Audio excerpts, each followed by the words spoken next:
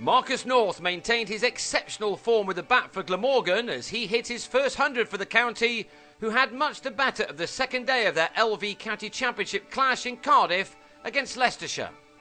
As the other matches around the country got underway, this was the second day of this game, and Leicestershire resumed on 199 for 6 after a battling first day in which they'd slipped from the safety of 157 for 2 to 181 for 6 at one point. Their recovery was led by Preston Momsen and Wayne White, who spent the best part of the first hour of the morning taking the important 7th wicket partnership to 60, as the Glamorgan seamers couldn't make the most of the second new ball, which was only 11 overs old at the start of the day. With 2 overs of the bonus point scoring time remaining, Leicestershire would have been hopeful of adding a second batting point. They then lost both batsmen in the space of an over. White on 26 took on Dean Koska but drove him to mid-off, while Momsen was bowled by a ball from Jim Allenby which nipped back. The Scottish star was out for 35. That put Leicestershire on 241 for 8 after 110 overs, and although they had to make do with just the one bonus point, their tail did add some valuable runs, with Robbie Joseph and Claude Henderson able to put on an additional 29 runs for the 9th wicket. But the innings was all over by lunch. Allenby ended with the excellent figures of 4 for 39 from 22 overs by trapping Henderson in front for 11 before Nathan Buck was bowled by Koska for a duck. So Leicestershire were all out for 271, and now it was their turn to see what they could do with the ball against a side which has really struggled for runs at this ground so far this year. Like Leicestershire, they had to change their top order to bring in a change of fortune, with Gareth Rees now being joined by Will Bragg in the opening spot. And sure enough, this pair got their side off to their best start this summer. These shots include strokes from both left-handers, although sometimes that is difficult to tell as their batting styles are almost indistinguishable from one another. Leicestershire had hardly hit a shot in anger on the first day, but these two had 75 runs on the board after only 14 overs. In trying to keep the rate going, Bragg drove White on the up and was held by Josh Cobb at mid-off to go for 22.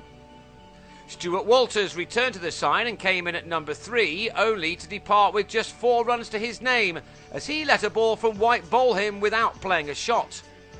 Rees was playing some shots, however, determined that this was going to be the innings to turn his side's season around.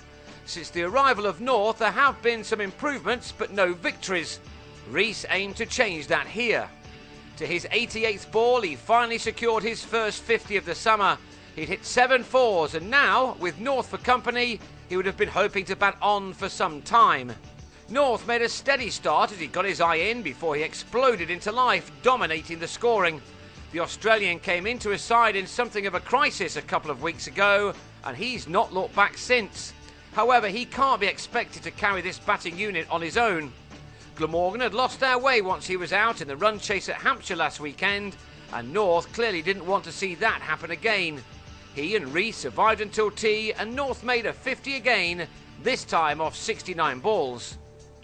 Leicestershire desperately needed something to happen, and it did once this pair had taken their partnership to 103. Rees on 66 could hardly believe that his pile driver of a cut off Joseph was held by Momsen.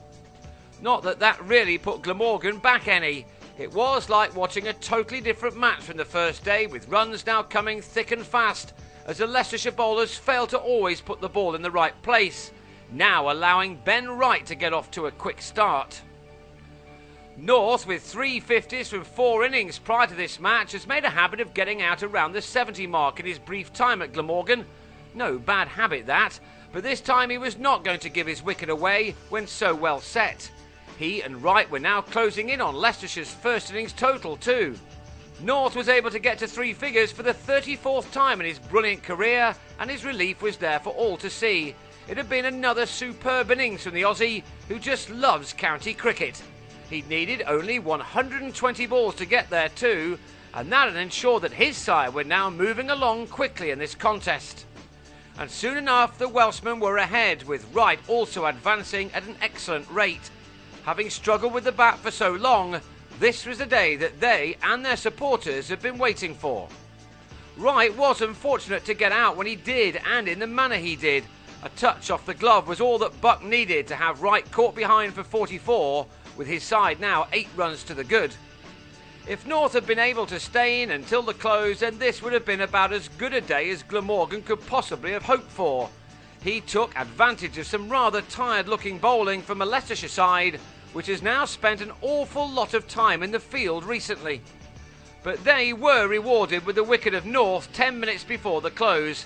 He got a little touch onto his pad and was taken by Ned Eckersley off the bowling of Claude Henderson, a rather tame end to a brilliant innings. And it was one which has given Glamorgan a wonderful chance of ending their barren run. North made 116 and by the close the home side had amassed a total of 302 for 5, which gives them a lead of 31 with plenty of batting still to come.